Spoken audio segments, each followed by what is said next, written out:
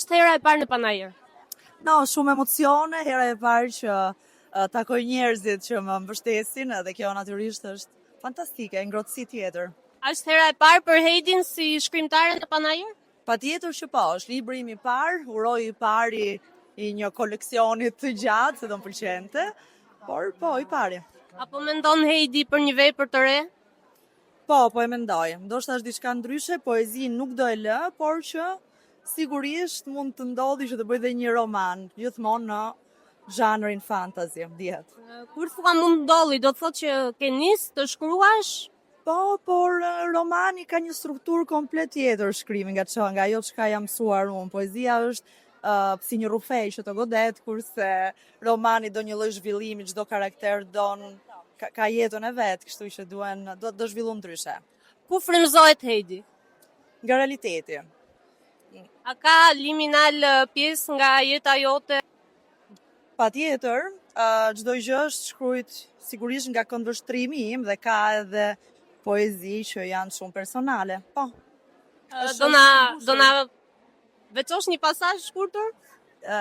Jo, më pëlqen që njerëzit të ndërrojnë. Po, të ndërrojnë vetë, të marrin atë çka duan.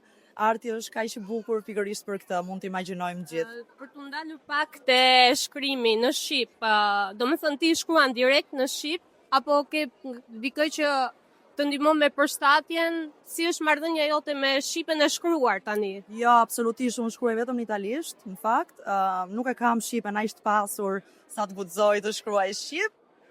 Ka qenë ndihma e shpisbotuese Dudaj për përkthimin dhe ajo që kam bërë unë që është e veçantë, themi është që i njëjti libër është në të dyja gjuhët, italisht edhe shqip. Ke menduar të sjellësh diçka për publikun italian, duke qenë se frymëzimi jot më i madh është në gjuhën italiane? E kam menduar, po. E kam menduar, do të shoh në vijim se si mund ta bëj promovimin edhe në Itali. Për momentin jam këtu, jam në Shqipëri, kështu që. Heidi e librave dhe Heidi e televizionit, do të shohim në ekran? Nuk e di këtë gjë, nuk e di. Sigurisht librat janë dy botë që më përkasin, kështu që nuk do doja t'i ndaja dhe njëra nuk heq tjetrën. Këtë mund të them për momentin. Duke qenë se po afrohet fan clubi tani, ke ndonjë nuk di, nuk mund të jap informacione. Nuk patjetër që.